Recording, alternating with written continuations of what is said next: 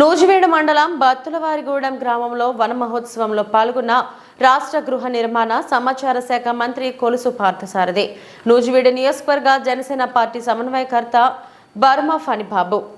ప్రతి ఒక్కరూ చెట్లు నాటి పర్యావరణాన్ని పరిరక్షించాలని పిలుపునిచ్చిన మంత్రి పార్థసారథి, ఏలూరు జిల్లా సహజ వనరులకు నిలయమని ప్రపంచ ప్రఖ్యాతిగాంచిన కొల్లేరు సరస్సుతో పాటు విస్తారమైన అటవీ సంపద ఉందని మంత్రి కొలుసు పార్థసారథి అన్నారు.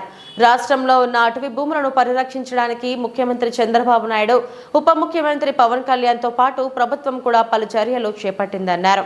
అటవీ భూములను అభివృద్ధి చేయడం వల్ల రాష్ట్ర ప్రజలకు వెలకట్టలేని లాభం చేకూరుతుందన్నారు. రాష్ట్రంలో ఉన్న 22% అటవీ భూములను ఇంకా పెంచాల్సిన అవసరం ఉందన్నారు. ప్రస్తుతం మానవాళి వాతావరణం కలుషితం కాకుండా పలు సమస్యలు ఎదుర్కొంటుందని మొక్కలు విరివిగా నాటి అటవీ భూములను అభివృద్ధి చేసే విస్తీర్ణం పెంచడంతో నీటి వంటలను పెంచుకోవడం వల్ల వాతావరణ సమతుల్యం, ప్రజల ఆరోగ్య స్థితిగతులు మెరుగుపడతాయన్నారు. జ్యోతి ప్రజల కార్యక్రమం చేయాలని ఆహ్వానిస్తూ ఉన్నాం. చెప్తారు అది అయిన తర్వాత అలాగే జనసేన ఇన్ఛార్జి ఫణి గారికి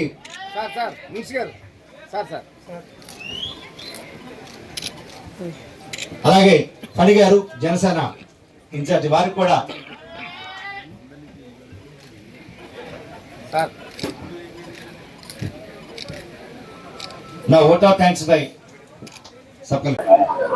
సహజ వనరుల నిలయం ఈ జిల్లాలో ప్రపంచ ప్రఖ్యాతిగాంచిన కొల్లేరు సరస్సు, ఏ జిల్లాలో లేనట్లు ఫారెస్ట్ ఏరియా అంతా కూడా ఉన్న జిల్లా. ఈ ఫారెస్ట్ని మనం డెవలప్ చేసినట్లయితే దీని ద్వారా ప్రజలకు వచ్చే లాభాన్ని మనం లెక్క కట్టలేం. కాబట్టి ఈ మన ప్రభుత్వం చంద్రబాబు నాయుడు గారి నాయకత్వంలో పవన్ కళ్యాణ్ గారు మొత్తం ప్రభుత్వం అంతా కూడా ఈ ఫారెస్ట్ ఏరియా కవరేజ్ ఏదైతే ఉందో ఇప్పుడు 22% ఏదో ఉంది మన రాష్ట్రంలో, దీన్ని ఇంకా పెంచాల్సిన అవసరం ఉంది. పెంచడం ద్వారానే ఈ ఎకో బ్యాలెన్స్ వచ్చి ఈ పొల్యూషన్ ఇవన్నీ కూడా తగ్గే అవకాశాలు ఉంటాయి. ఈరోజు మానవాళి ఎదుర్కొంటున్న పెద్ద సమస్య ఏమిటంటే పొల్యూషనే.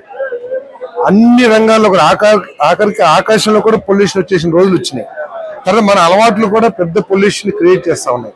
వీటన్నిటిని సమర్థవంతంగా ఎదుర్కోవాలంటే చెట్లు పెంచటం, వాటర్ బాడీస్ ని రక్షించుకోవటం.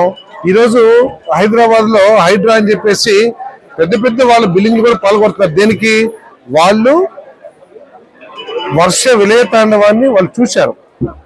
వాళ్ళు నాలాలు, చెరువులు అన్ని కబ్జా చేయటం మూలంగా ఎటువంటి నష్టాన్ని హైదరాబాద్ ఎదుర్కొందో చూశారు. సో వాటన్నిటి భవిష్యత్తుని మనం కాపాడుకోవాలంటే మనం వీటన్నిటిని కూడా నదుల్ని, అదేవిధంగా ఫారెస్ట్లని, సరస్సుల్ని, ఇప్పుడు కొల్లేరు ఉంది.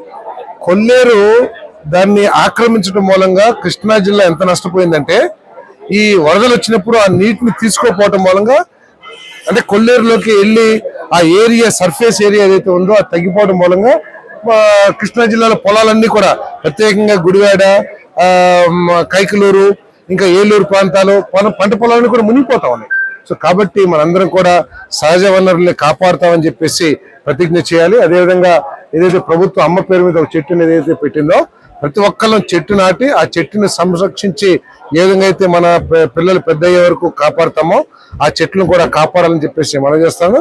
మరి మా డిఎఫ్ఓ గారు కానీ, మా కలెక్టర్ గారు కానీ, వారి సిబ్బంది అంతా కూడా దీనికోసం చాలా కృషి చేస్తా ఉన్నారు.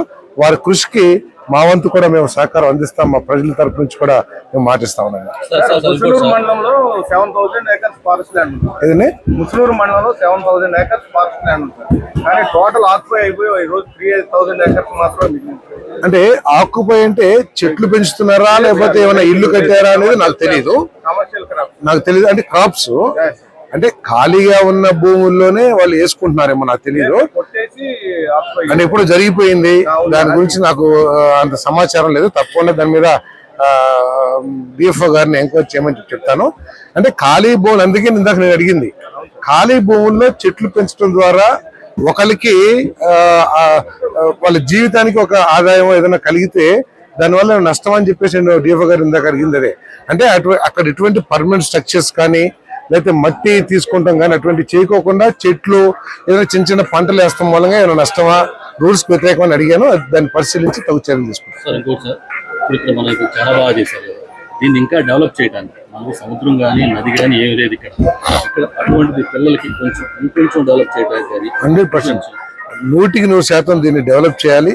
నూజివీడులో ఎకో టూరిజం డెవలప్ చేయడానికి చాలా అవకాశాలు ఉన్నాయి. ఎందుకంటే మనకు బ్రహ్మలింగం చెరువు ఉంది. ఒకసారి నేను అధికారులందరూ కూడా మా నియోజకవర్గం టూరిజం ఎకో టూరిజం లాగా నూజివీడు టూరిజం పెడతాను ఒకరోజు. అందరు చూస్తే ఆ బ్రహ్మలింగ చెరువు ఒడ్డున ఎంత ఆహ్లాదకరమైన వాతావరణం ఉందో ఒకసారి చూస్తే అక్కడ కూడా నేను మినిస్టర్ గారికి ఇప్పటికే చెప్పాను. నేను మా దుర్గేష్ గారికి కింద నేను చెప్పలేదు కానీ వారిని వచ్చి ఆ ప్రాంతం చూసి అక్కడ ఏదన్నా టూరిజం డెవలప్ చేస్తానికి కాటేజెస్ ఏదైనా డెవలప్ చేయమని చెప్పేసి అడిగాను. అదేవిధంగా పవన్ కళ్యాణ్ గారిని ఇక్కడ మినీ జూ ఏర్పాటు చేయమని చెప్పేసి అడుగుతున్నాను.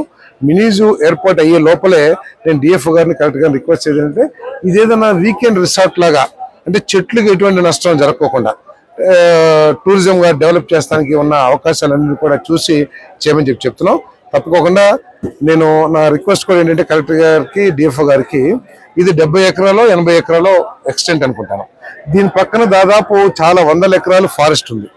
అదేవిధంగా అసైన్మెంట్ ల్యాండ్స్ కూడా ఉన్నాయి.